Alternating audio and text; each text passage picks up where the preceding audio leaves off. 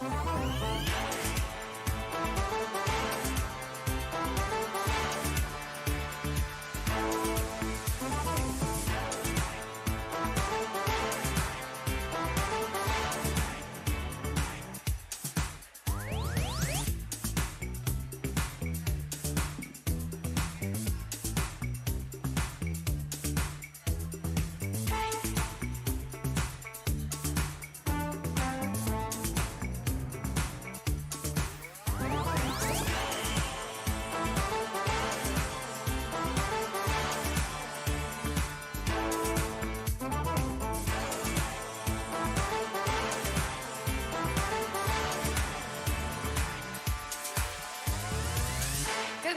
morning. Let's stand together.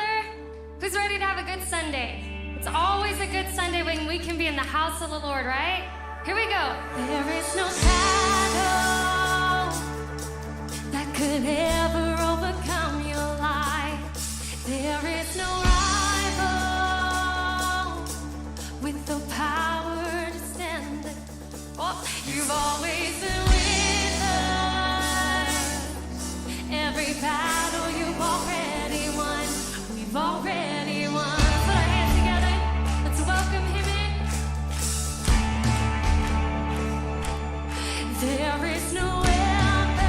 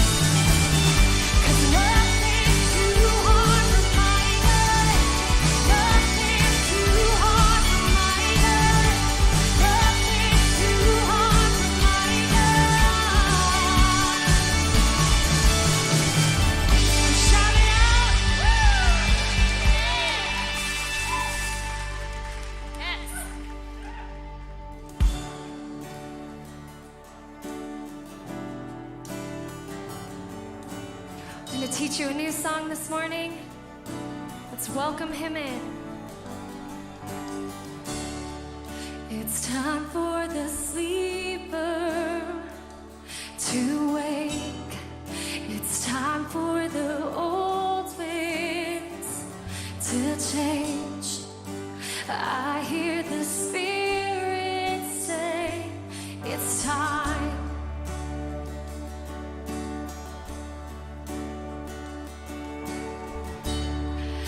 It's time for the dead man to rise. It's time for the great light to shine. I hear the Spirit say, it's time.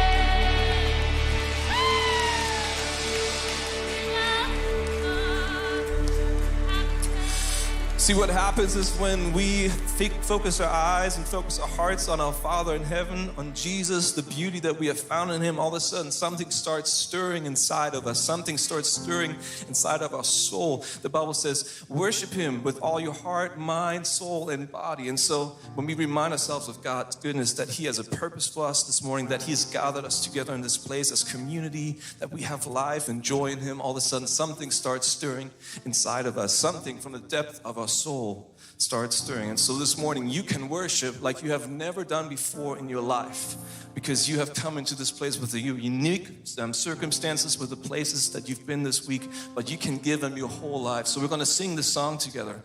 We're going to sing like never before, in the newest way, with the newest experiences we've had. We're going to say, we open up our hearts and our minds to You, Father in heaven. We give You our life. We give You our voices. We give You our song. So we sing. Bless the Lord, oh my soul, oh my soul. Worship His holy name. Sing like never before, oh my soul. I worship Your name.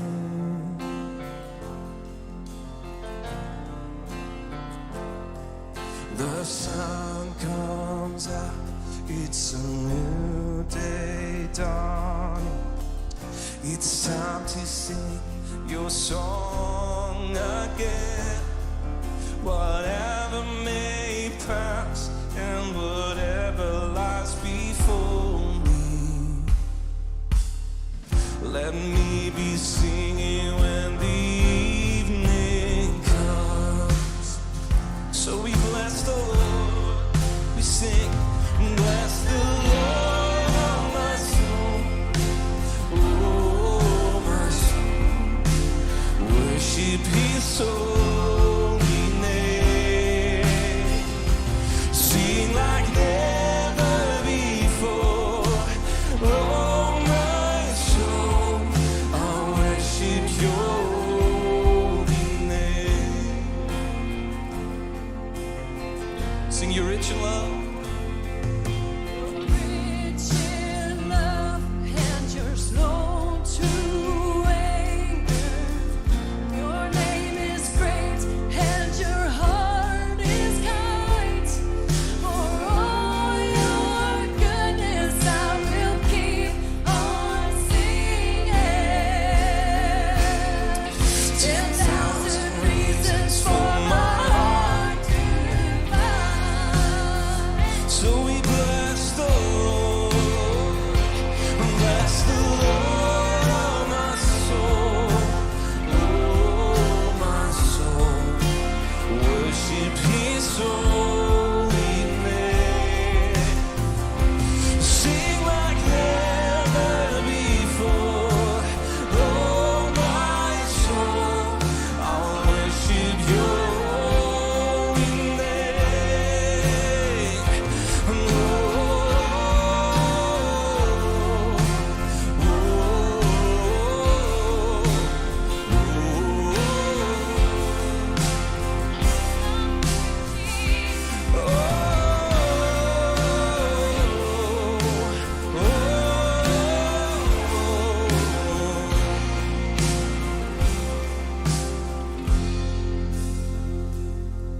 And on that day when my strength is failed, the end draws near and my time has come, still my soul will sing Your praise unending. 10,000 years and then forevermore. Come on and bless the Lord, bless the Lord, oh my soul, oh my soul. Worship His holy name. Sing like never before, oh my soul. I'll worship Your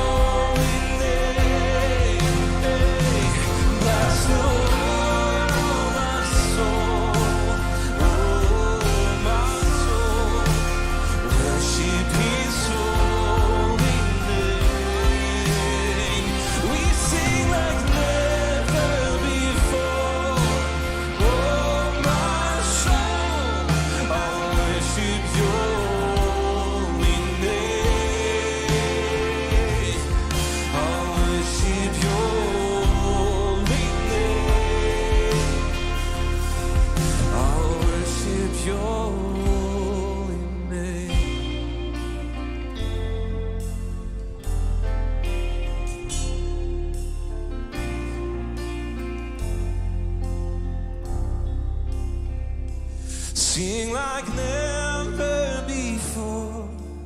Oh, my soul, I'll worship your name. I'll worship your holy name. Come on, church, we sing. I'll worship your holy name.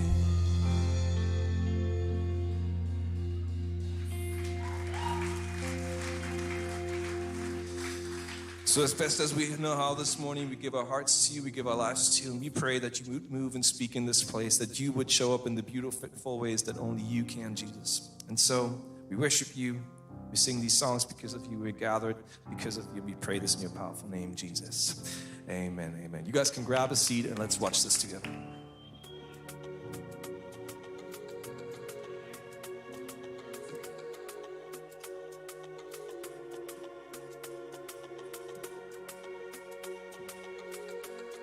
My name's Erin Hofer, and I actually learned about Rooted because my husband's on staff.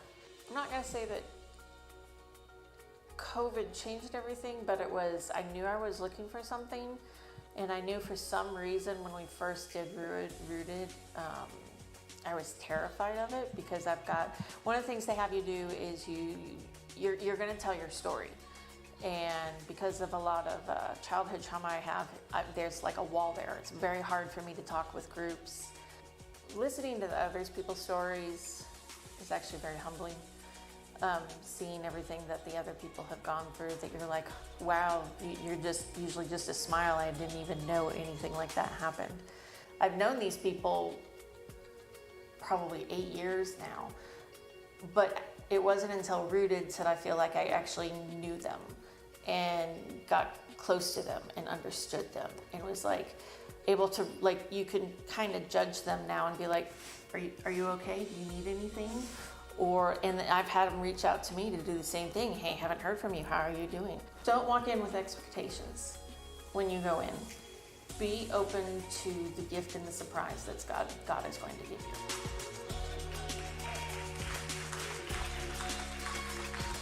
Awesome. Two things first. Good morning, guys. Can everybody scoot in toward the middle of their row as much as possible? If somebody's coming in late, last thing you want to do is crowd surf, trying to get to your seat, so that would help everybody out. Also, pull out your phones if you want to. Sign in, social media, and just say, I'm cool because I have social media and I'm here at Shoreline Church. And help me welcome our online community. What's up, guys? Glad you're here with us this morning. The other reason I want you to pull out your phone is because if you don't have the Shoreline app, shame on you. That's the only shame we'll ever do in church, just shame on you. It's so easy to get the app. You'll be able to follow along with the message today with the notes, and also, that's how you register for Rooted. Rooted is one of the pillars of our church. It's how we get into community. We say this, that inspiration happens in rows, transformation happens in circles. And maybe you are brand new to church and you're thinking, but I don't want to get in a group with church people because church people are weird. I get that. I grew up in church, and one of my first experiences in youth growing up in church is a true story. I was sitting there, I was maybe like third row in, and they start singing. They start doing worship in youth. And I see this kid in there, he's got cargo shorts, which is fine. That's fine. Just depends on how you use them, right?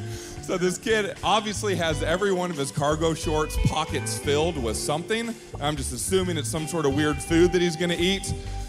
Halfway through the second song, this is true, he starts like unbuttoning his pockets.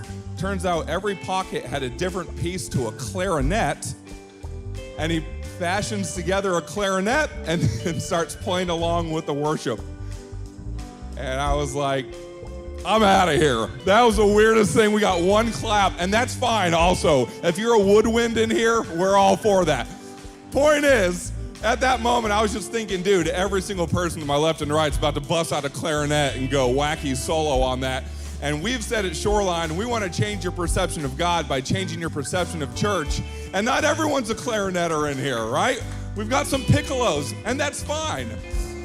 So we have to get in groups every once in a while. Number one, to remind ourselves that we are all just imperfect humans that are on this journey that God has for us. And we, like Aaron said, we need other people to journey along with us. I have things going on in my life that a fist bump on Sunday just isn't gonna cut it when it comes to relationships.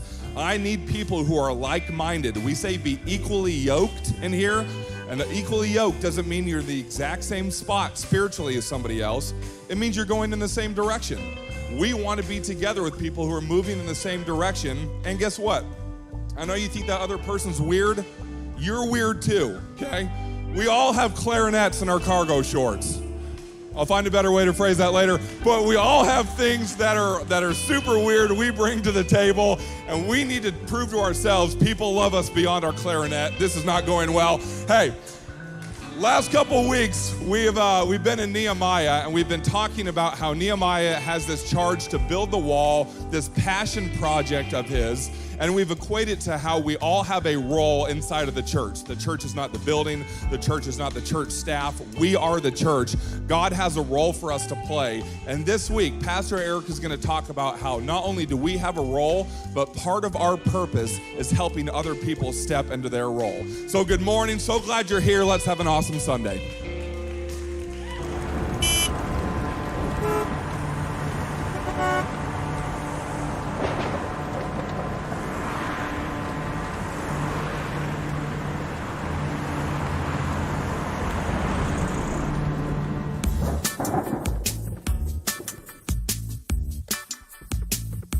I can see clearly now, the rain is gone. I can see all the obstacles in the way. Gone all the dark clouds that had me blind. It's gonna be a bright, sunshiny day. It's gonna be a bright, sunshiny day. Good morning.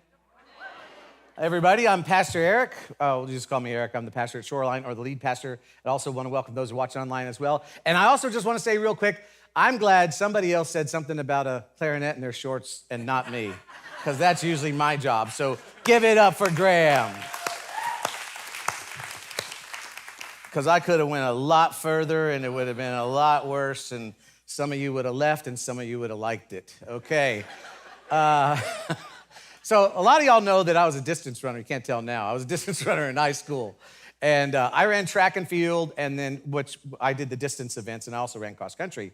And so in track, my events was the mile, the 2 mile, and an event they called the distance medley. And the distance medley was, it'd be in meters now, but back then it was in, yards. So the distance medley was a sprinter would lead off the relay with a 4:40 or a quarter mile, and then you had a half miler come in, he would do the half mile, and then we had another miler that would do the 13, 20, or 3 laps, and then I always anchored the race as the miler. And in relay events, the most dangerous part of a relay event is the baton handoff. That is where you are most susceptible of losing the race or causing something catastrophic that disrupts it.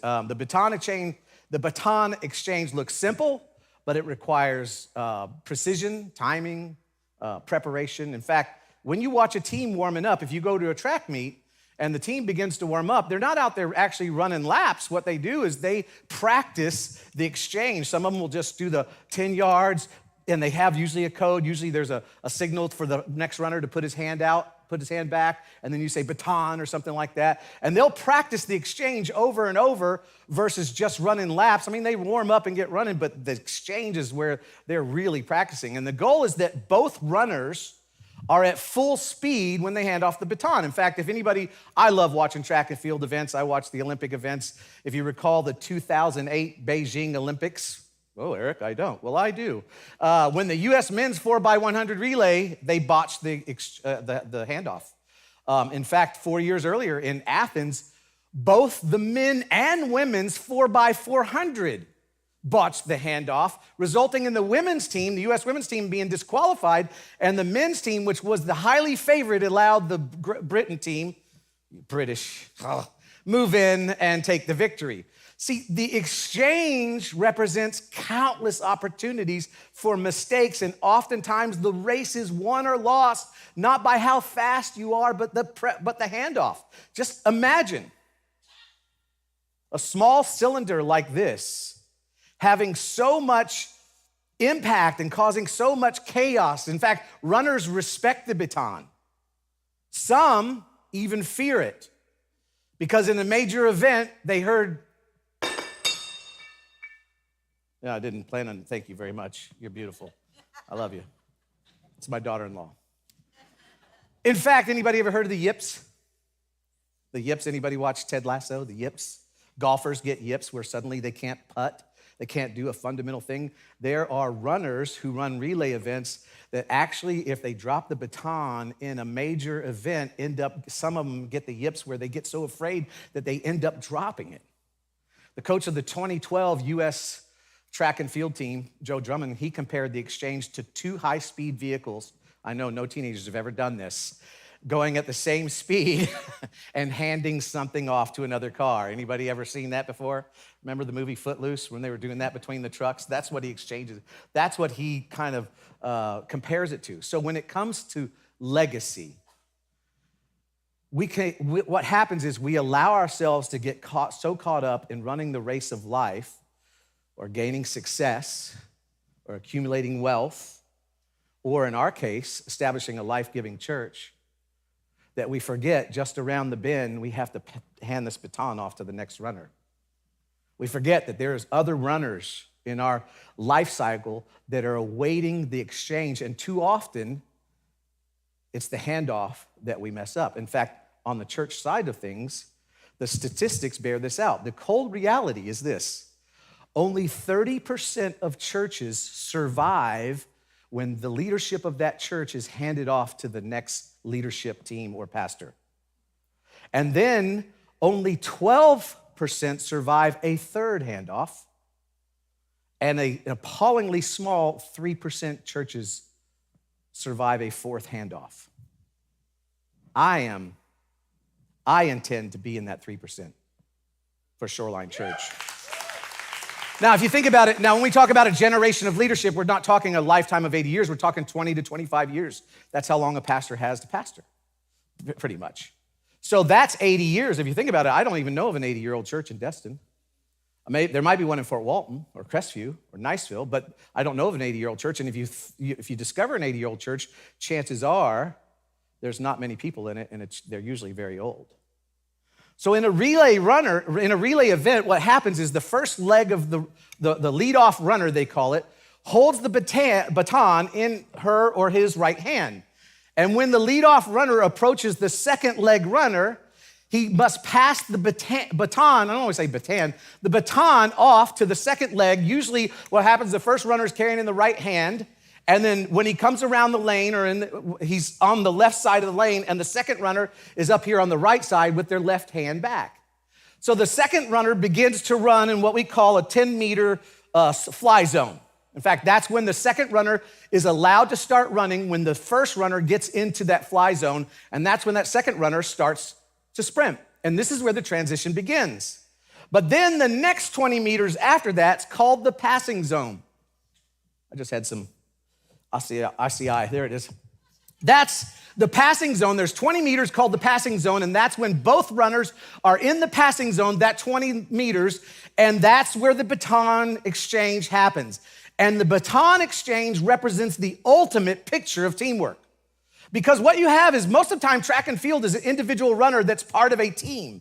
But individual runners who've spent the last 4 years, if it's the Olympics, preparing for an individual sport, as well as you have to beat your own teammates sometimes to be on certain teams. When you get on a relay, you have to lay aside all your adversarial mentality and concepts, and you have to think of the other runners on the team. It's not just my leg I'm running, but I have to think of the other runners. I have to approach, they have to approach seeking their teammates. Or serving their teammates, seeking to serve their teammates. They approach it, they have to approach that leg with the intensity and passion to run it, to win. They can't neglect the precision that's needed for a flawless exchange. I feel like that I'm rounding the bend, approaching the handoff point in my life. Don't worry, I'm not leaving, but I just know where I am in the race. And I'm aiming at the next runner's left hand, and I'm starting to plan the handoff. Now, the other runner is in the fly zone and has started to sprint as well, so we're both running. And here we are. And we're gonna get into the handoff zone. They're just beginning their race. I'm looking at the end of my race. And soon we'll be in the passing zone. And when that time comes, I want it to be a time of joy as we think about the race that we're running in the grand scheme of life. And this event, I'm looking forward to it because it's not just an important event in my generation. In other words, I'm talking about the leaders in this church and the people in this church, the givers, the Christ followers, the people on staff that are my age. It is also a time for the younger generation of leaders in this church to prepare to take this baton, to prepare for this legacy transfer. And knowing that it's a generation of 20 to 25 years, that not only taking the baton for themselves, but knowing that one day they're gonna have to hand it off as well. And it's never too early to start thinking that way. Now, I don't have all the answers. You guys know that. I'm the first to admit the only reason why I'm up here and you're not is because I started the church and you didn't. And I'm just trying to figure it out. But I do know this. I do know that transferring the leadership of this church one day is gonna take everything that we have. It's gonna take everything that we believe, everything that we're committed to, and everything that we dream for the next generation. It's also gonna call for courage, every ounce of courage that we can muster. And that's why my hope, as I'm rounding the bend of the track, looking at the next runner, I hope that my generation of leaders in here, Christ followers, givers, leaders, whatever, I hope, and what I mean by that, as I reach the end of my race, God has blessed me. I have been blessed by the Lord. And some of you have too. And I just hope that we can learn these skills so that we can transfer this to the next generation, particularly at a critical time when you read the stats, young people are turning away from the church in droves. That's why it's so important, because legacy is one of our values at the church. It's not just words on a door. It's something that we believe and we live out. And you see it all the time in our church, how important the next generation is, leaving a legacy. But in this critical time when young people are turning away from the church, it's especially important that we as a church family, and if you're watching online and you're not part of this church, or maybe you got invited here, we're gonna talk about some money and things like that. And as Graham says, we wanna change people's perception of God by changing their perception of church. So you might jump to this conclusion right away, church just wants your money. Let me just say, if this is not your church, I think you're gonna get some principles out of today's talk, but it's not for you. Sometime I have to talk to the family on a Sunday, and you just happen to be here. And it's that uncomfortable thing when the parents are having a lecture with their kids, and you're like, should I go? No, stay here. Okay, that's you, all right? But this is our values as a church. And this is why it's so important for us, not just as people like me that are running the end of their race, but the people that are gonna take the baton. That's why it's so easy to drop. You know, John Maxwell, anybody ever read John Maxwell? In his book, 21 Irrefutable Laws of Leadership, the last chapter is called Legacy. And he makes the point that only a few leaders learn this principle. And I would go so far as to say it's not just leaders, but I think it's true for most people. They don't learn this principle. Why is that? He suggests that it's because most people achieve what they achieve on their own. Here's what he says. Achievement comes when they do, talking about leaders, big things by themselves. Or I'll just read it off here. Achievement comes to someone when he's able to do great things for himself. Success comes when he develops leaders to get things done for them. But a legacy is created when a person puts the organization into the position to do great things without him. That's why I love that song that says, time for the old winds to change. The only way that stat is gonna change for us about churches is if we decide that we are not gonna do the old winds when it's time for a handoff. You think about new churches that are here and old churches that aren't. Why? Because a new wind was blowing and they didn't want to embrace it. But then he says something else that he goes on to say that leaving a legacy is about a succession and for those who follow after us. And then he closes out the chapter with a thought to leaders. And what I did was, I'm going to quote it, but I personalized it to us. And this is what he says. Hold on, let me get over to this one. He says, when all is said and done, or this is what I've said, when all is said and done, our abilities as leaders of this church will not be judged by what we achieve personally. We will be judged by how well the generation behind us did after we're gone. Our lasting value will be measured by succession. Now, I started running in 8th grade.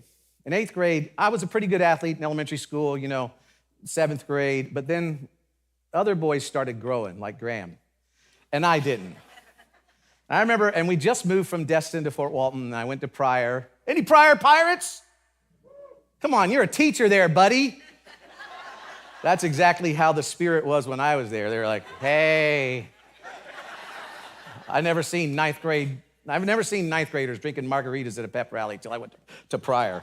Anyway, so I went out for football that year. I didn't make it. I went out for golf. I didn't make it. I went out for soccer. I didn't make it. So I went out for the track team. And what they do on the track team is at track tryouts, you run a sprint. And when you suck, and I don't say if, when you suck, they send you over to the distance team. That way everybody makes the track team. All right, you're a miler. Now, at normal high schools or middle schools, the distance coach is the football coach that has the short straw, and he knows nothing about distance runner. In fact, back then, they wore double knit shorts that went to about here and tube socks that went about here and had a tendency to say, buddy, you need to live up to your potential. You need to get your priorities straight. In fact, Graham does a pretty good imitation of that. But in the case of Pryor, that wasn't the case. In the case of Pryor, it was a different story. Coach Richard Westbrook, he ended up being one of the top 5 influential men in my life. He was a PE coach down the street at Ocean City Elementary, which isn't even there anymore.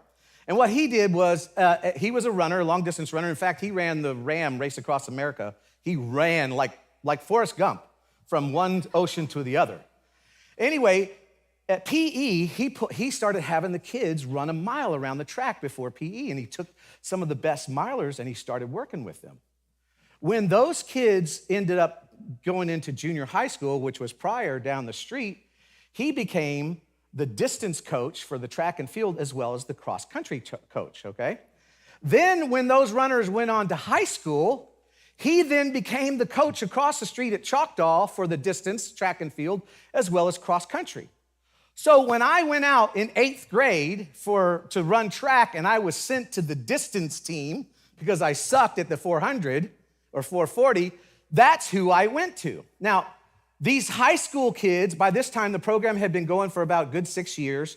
And at practice, the high school kids at the Choctaw and Pryor, we all practiced together after school. And by the way, those kids he started at Ocean City had gone through Pryor and were now sophomores when I was in 8th grade at Choctaw, okay?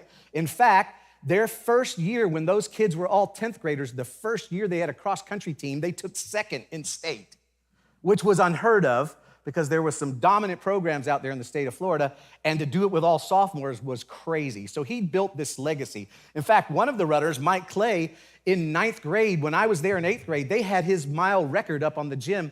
At 9th grade, he ran a 4:19 mile. Yeah, I think that record probably still stands there. So I went out. It was very hard. I continued to run through cross-country. I ran through track season. I ran through cross-country season in 9th grade. And by the time it got to track season, at the end of my, freshman, sophomore? Yeah, whatever, 9th grade, I had become the top miler at Pryor Junior High School. In fact, I was one of the fastest in the county. Now, because we practiced all together behind Choctaw, so when I was at Pryor, after school, we'd go over behind Choctaw and we practiced with the high school runners, which was so smart because now you're training with high school runners, which in practice makes you faster as well. But what would happen, we'd have these track events on Tuesdays and Thursdays. And for practice, before practice, the high school runners would come out and watch us. So they'd be in the stands at the junior high meets. And by this time, Coach Westbrook had a national caliber running program. I mean, we'd been invited to all over the country to race in case we broke records. Like I said, Mike Clay was breaking records. We had marathon records for our age group. I mean, it was incredible. So the older high school runners would be there at the junior high meets. And what it felt like was that you were part of a legacy. You were part of something bigger than yourself. You were part of a team because as you're getting onto the starting line, you're looking up at guys who've gone before you who are now running at high school going, hey, we started something, you gotta finish it. You're part of a team. Now in the book of Hebrews, there is, which is a chapter in the New Testament, the author describes in chapter 11, he describes what he calls the Hebrew Hall of Faith. And it's a chapter of men and women in the Bible that did great, incredible things. They trusted God. Some were saved from the lion's mouth or saved from the fire. Some were martyred. He starts off with people that are like fathers of the faith, Abraham, Isaac, and Jacob. And he goes on and says, by faith, Abraham did this, and by faith, Isaac did this, and by faith. And he just goes through until the end where he gets to Gideon, Barak, and Samson, and even David. And then he just talks about people he doesn't even give any names. And he just describes these men and women of faith that did great things for God. And then in chapter 12, he starts out this way. And that's where we're going to go. If you want to pull up your app, you can follow along with it. In chapter 12, he starts off with this word, therefore. We've said this before. Whenever you see therefore, you got to discover what it's there for. So basically what he's saying, goes, look, in light of all these great men and women who did great things for God, who are now residing in the Hebrews Hall of Faith, he says, therefore, since we are surrounded by such a great cloud of witnesses, in other words, therefore, since all of those great men and women that have gone before us and done such great things before us, that they're standing on the sideline, they're in the grandstands and they're watching us, just like all those runners that had gone before me were standing on the sidelines of those track meets. All I had to do was look up into the stands and I could recognize that I was part of a legacy, that I was part of something that was just bigger than me. In other words, that this track program was gonna go on and other people were gonna run it and they wouldn't even remember me, but I was gonna be part of something big. That it wasn't just this event, but the legacy that I was a part of would inspire me to run my best. So he says, because we're surrounded by such a great cloud of witnesses, let us throw off everything that hinders and the sin that so easily entangles, and let us run with perseverance the race marked out before us. See, we are, and we say this all the time, but I don't think we get it. We are part of something that's bigger and greater than ourselves. Now, I believe it's church-wide. I believe that when we come in here and serve and we give and we participate, just like Graham talked about, that we're part of something, we're able to do something that we couldn't do on our own. But it's not just Shoreline Church. We are part of something that's greater, as in the big C, the big church, that spans time and geography. That right now there are millions of Christians that are meeting just like this, or maybe earlier in the day, but all over the world. And for some of us, we're nearing the end of our leg. Now, when we hand it off, we're gonna keep on running. One of the things my coach taught us is that by the time the two runners exchange, they both have to be at full speed. In fact, what he told us was run through the handoff. In other words, if you're just running the race and you're just gonna get to the end and you go, oh, and you're gonna miss the handoff. He says, what I want you to do, I want you to run through the handoff. Now, you have to hand the baton off before he gets out of the exchange zone. But he says, I want you to keep on running. You know, it's not like we're just gonna go play golf or something. We're gonna take our place with the other runners that have run their legs, and we're gonna cheer on the others that are finishing the race that we've run. That's why we say this all the time. What we're part of is so much bigger than the part we play. See, many times we just look at the leg that we're playing or we're running, and we forget that we're part of something bigger. And it's not just this church, it's something that started 2,000 years ago when Jesus said, I'm gonna build my church and nothing, not even the gates of hell, will be able to stop it. Now, we're in the third week of this series. I can see clearly now. And if you weren't here and you're interested, I encourage you to go back and watch the last 2 weeks, because I'm gonna kind of give you a recap, but I don't have a lot of time to do it. And there's so much in there. And if this is your church and you haven't, maybe you're at Crab Island last week, shout out to all our Crab Island people. Maybe you're at Crab Island and you missed it. I encourage you to go back and watch it, because I don't have time to cover everything. But I did talk about something that happened to me and Darlene in the last 3 years. That Darlene and I, we moved 5 different times into 6 different locations, including one is a camper in the parking lot. For 5 months, we lived in the parking lot in an RV down by the river. And I talked about, and I was in a time of, I just talked about how upset at God I was. I'm approaching 60 years old, and I lost all the equity in my home. It felt like I was starting over. And that for that 3 years, I confessed this last week, I don't feel like I was a great example, and I didn't walk in faith and just believe that God had something good for us, even though he had something better for us, and he blessed me anyway. And so I talked about while I was away camping, I camped for 6 nights by myself, and that there was just, it felt like it was a time of God just kind of restoring our relationship, because I felt like Peter, I let God down, like Jesus down. I felt like Thomas, I doubted him. And there was just a time in my camping trip where Jesus was just drawing close to me and saying, it's okay, man, I got you. And I told you this story that because of being away and being so quiet for 6 nights, there was a moment where I would just sit by the fire and have these conversations with God that I literally, I'm not saying I literally heard it. It felt like I literally heard the audible voice of God. So you need to check that out, because you're thinking, that's crazy, that doesn't happen. You got to check it out and hear the whole explanation. So I also talked about back in the spring how I told Darlene that I felt like God was challenging me that we are to pay off this building. There's the money thing, okay? And that I went out and told her after some prayer in a shower, which sometimes happens in the same place. I told her that, and she said, I was thinking the same thing. And I was hoping that she was going to say, no, you crazy, that's dumb. And then I'd go, okay, God, I heard it from that woman that you gave me. She said it was crazy and dumb. So last week, I ended the message with this challenge that as a church, we want to pay off the building by the end of the year. And one of the reasons why I express this, why it's so important, is because as we round the turn and we're getting ready for the handoff, we want to see this next generation of leaders run this race that's before them, and we want to set them up to be successful. Because I know when I ran the anchor leg of that distance medley, I loved it when I had some margin. You know what I'm saying? I didn't like it when I got the baton. I mean, it was still a challenge when someone else was ahead of you and you got to make up ground, or if they're right next to you. But it was nice when you had some margin, when there was 20 yards or 30 yards for the next runner. Can anybody relate to that, right? Seems like that never happened to me, but it's nice. And so what I want to do is I want to be able to do the same thing for them. When we pass off this baton, because we're in the passing zone, we're not in the exchange zone yet, but we're going to get there.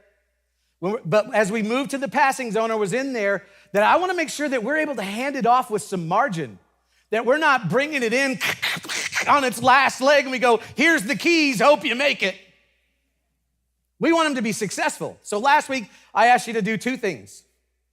I asked you to fast and to pray. I asked you to fast and to pray. Now, we've been in the book of Nehemiah, and now I got to change gears and explain the fast and pray. Nehemiah was a cupbearer to the most powerful king in the known world at the time, Persia, okay? King Artaxerxes. Now, about 90 years about roughly between 70 and 100 years before this, Israel and Judah, because Israel had split into 2 countries, had been plundered by Babylon. And so many Jews were taken back, the best, the brightest, the smartest, the richest, the teachers, the college professors, they were all escorted back to Babylon, because that's what they would do, is they bring back the best and leave the guys who end up on the show cops back in Jerusalem, all right? And so Babylon has these Jews that they've brought back as slaves, but then consequently, sometime during that period, they're conquered by the Persians.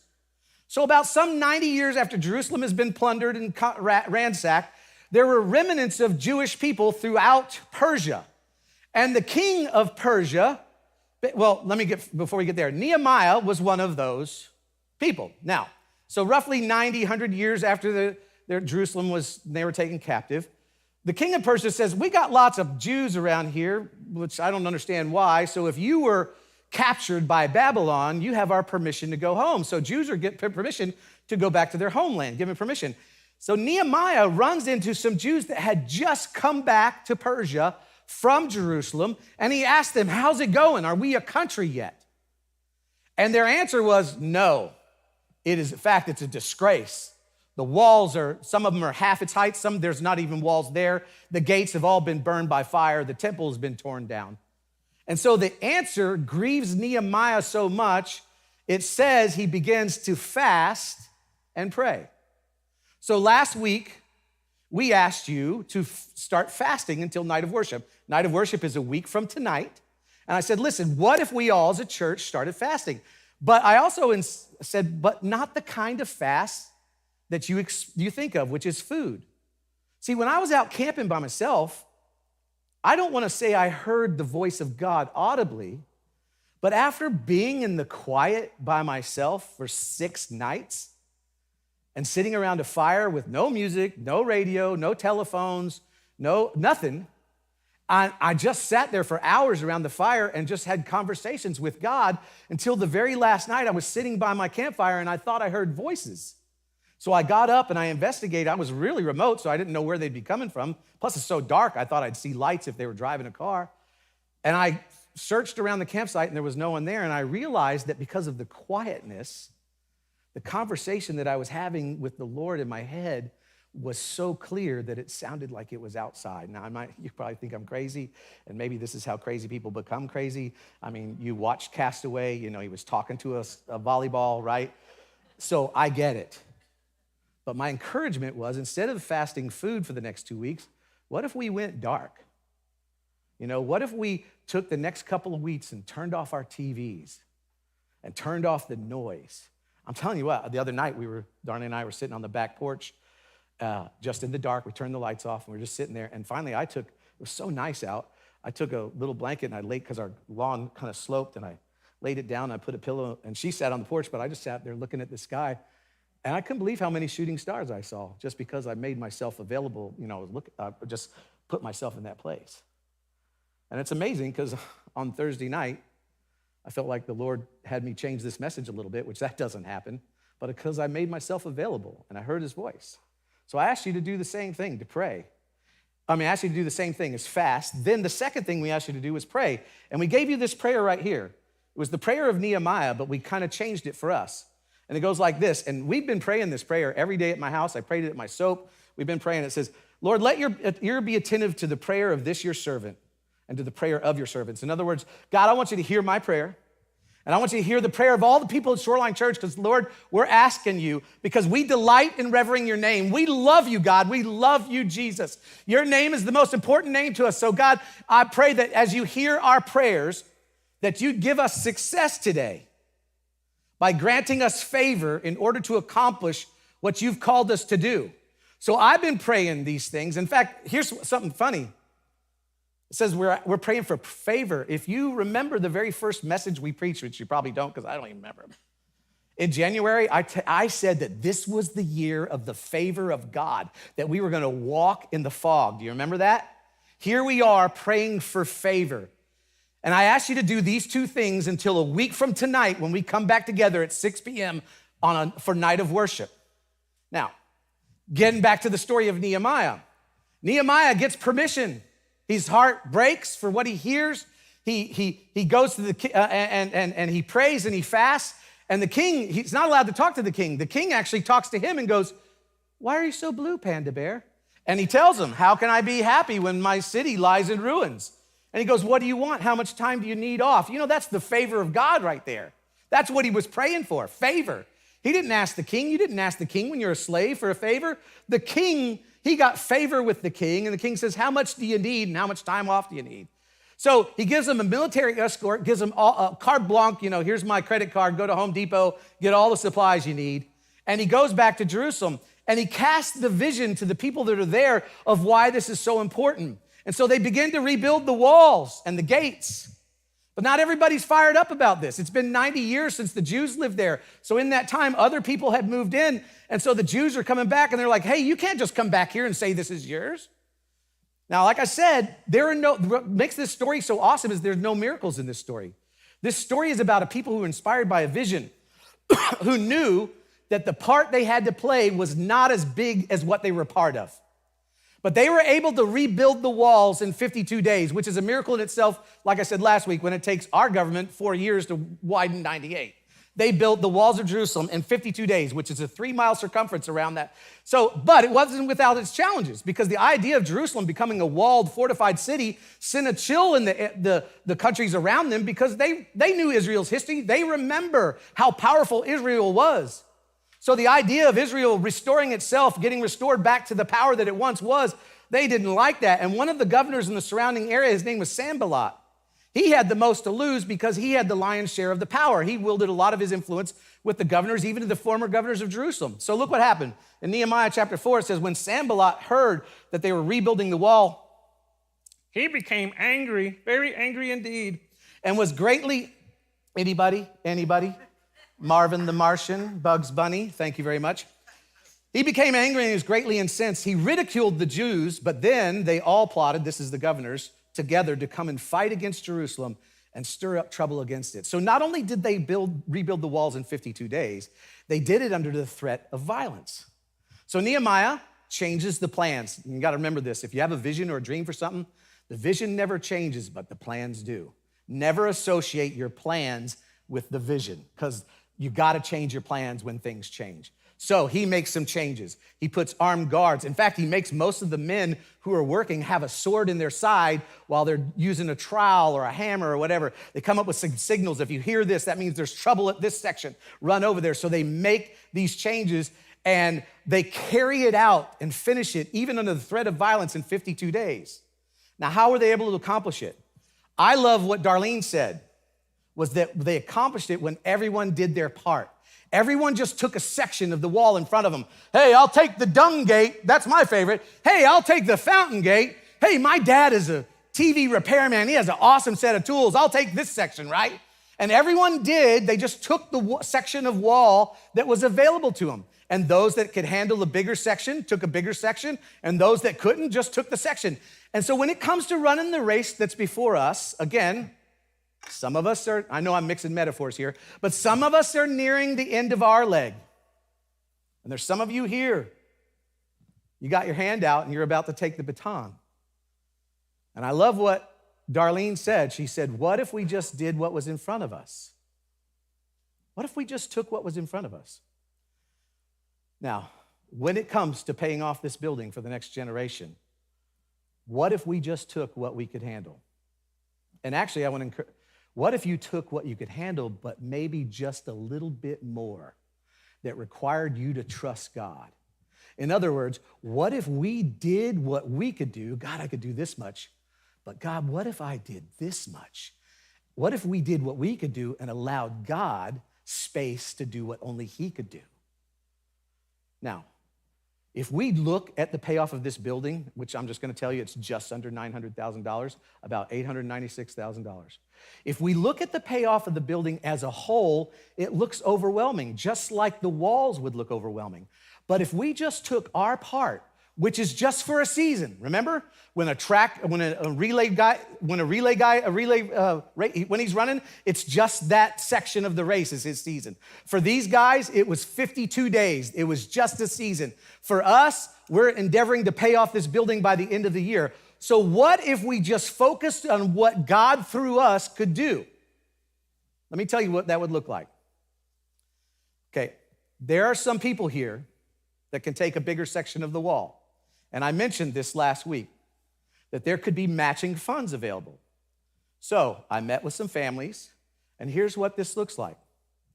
If we can raise $250,000 in here, we have two families that will match that dollar per dollar, meaning if we raise $250,000, that would actually be $750,000. But it gets better. Call me crazy, but if you act now, no. But then there's one of the families said, then for the next $150,000, we will match that 1-for-1. So here's what this means. If we can raise $400,000, that equals almost $1.1 million that we can raise.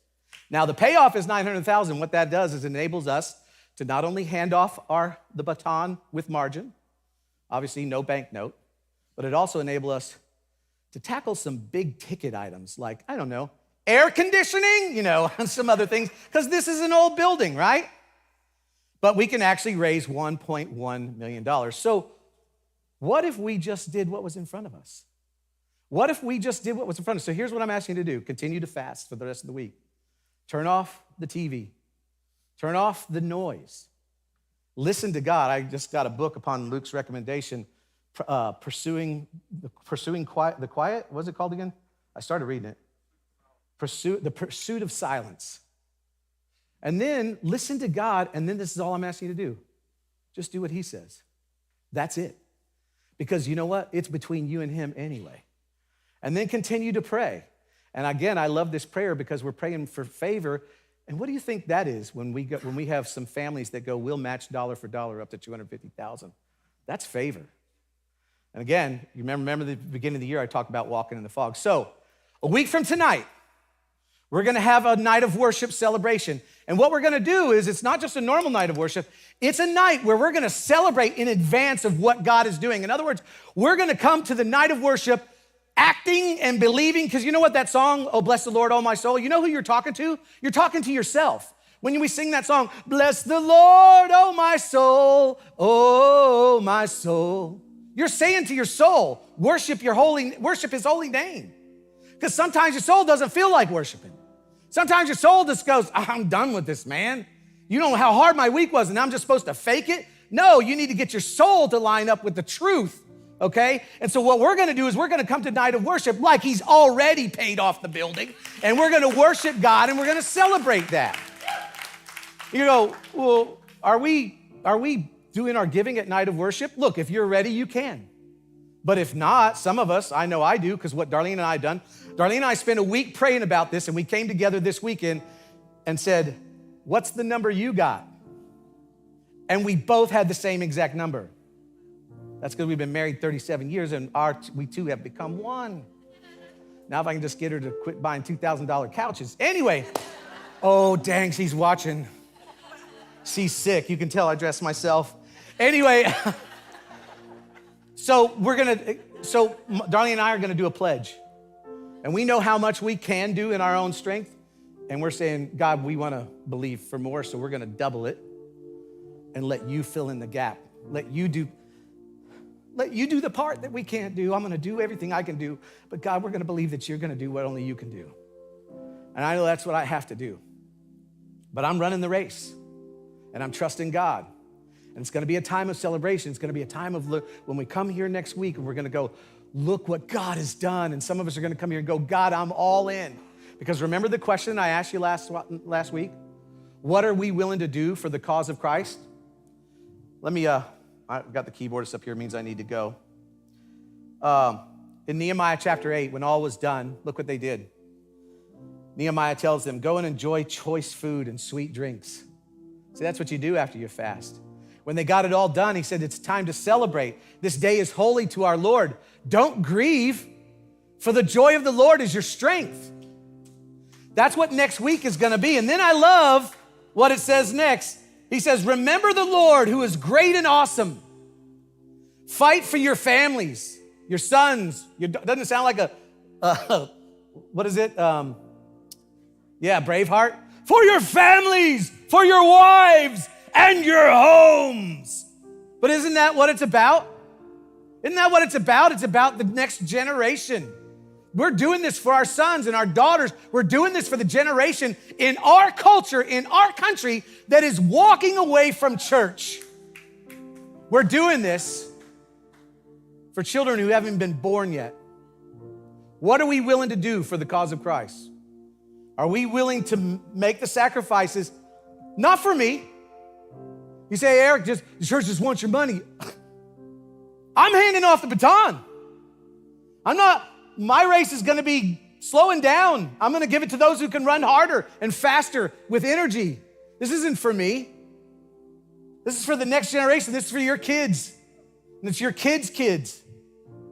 Are we willing to run the race that is set before us? And hold on, because I put a lot of pressure on my generation here. But what about you, the next ones? Are you positioning yourself to receive the baton? Are you going to go, what? I wasn't expecting this. Are you positioning yourselves to race? Are you getting ready? Because, remember, it requires both runners to be at full speed. So are you getting in the race? Let's pray this prayer. Lord, let your ear be attentive to not just me. I'm just one part of this body. But God, you've got a group of believers here, like the remnant that went back to Jerusalem. You've got a group of believers here, Lord, that love your name. We worship your holy name. And one day, when that sun is setting, we know that we're going to cross the worship threshold and worship you in person. And for then all our thoughts will go to that, but we want to make sure, God, that we hand this baton off. And we want to prepare the next generation as much as possible.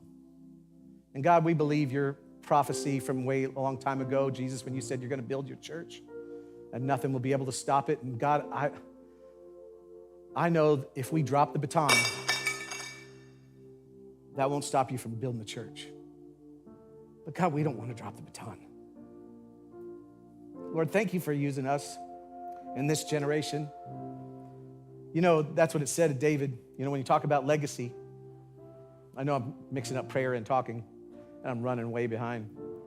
When you talk about legacy, one of the questions they ask is, what do you want written on your tombstone? Because that's your legacy. And David, they wrote, he served his generation and then he died. I want to make sure I serve my generation. Amen? All right, so let's go ahead and get ready to receive our offering because we got another thing we need to do. I've got a guest I want to introduce, and now I'm going to need to let you go because we're running out of time because I went too long. Even though I looked at this message, should have been only 30 minutes. It wasn't. So go ahead and get your offering envelopes out. If there's many ways to give, it's up on the screen.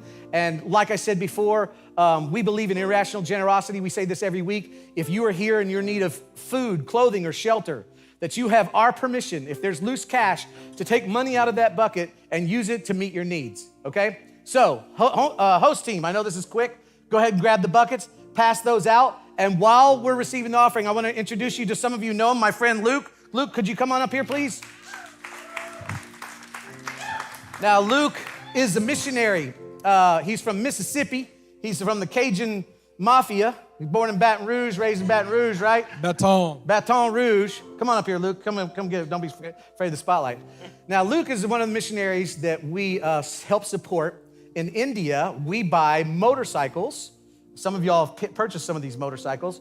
We purchase motorcycles for pastors to get around in the Himalayas.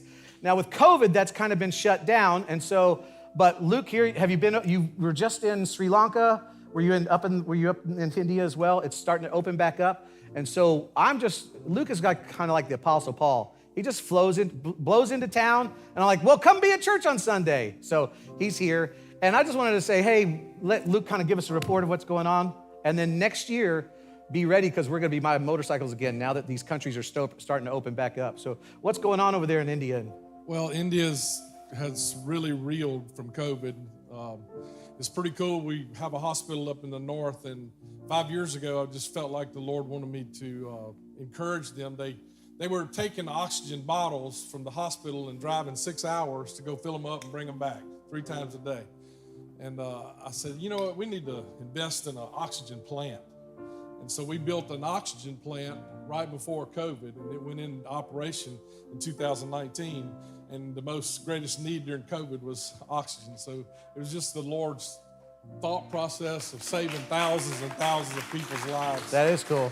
And you were a part of that because of your monthly support and what you do. Yeah, we continue to support him on a monthly basis. You're part of what God is doing in the nations of the 1040 window and the earth.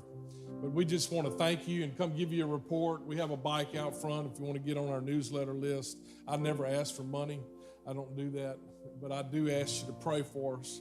I love your pastor. I love him and Darlene. They come to my house, and we always serving them, their family, because we want you to be healthy. And the reason that is, Pastor, is I've had the same pastor for 41 years. And my pastor is my best friend. And it's something we I transfer. thought I was your best friend. Yeah, I get it. Today.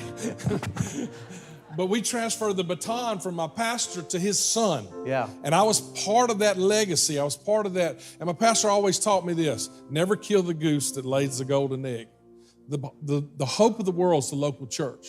What you're doing here literally is reaching this region, reaching this county, reaching this state, but it's also reaching people that you never could dream. It's going on your account in heaven of what you're doing. And so we honor you today. Thank you for loving us and being a part of what we're doing. Yeah. And I love your pastor. I love Shoreline Church. You're a wild, crazy bunch, and I'm glad I'm a part of it in Amen. Jesus' name. Next year, we'll be presenting the opportunity for you to buy motorcycles. There's usually about $1,500. Buys one, right? Yes, Maybe 2,000 now with inflation. Yes, sir. And he's going to be outside. And then don't forget, come back next week because we got some big news next week. Regardless of what happens, we have some big news next week. So make sure you're here. And then check out in September, we've got a great hook series you can invite people. God bless you guys. Luke will be outside to talk with you. Here's the series. You might come from dysfunction, abuse, abandonment, Come on with me. shame, and trauma, but your story is about to be interrupted.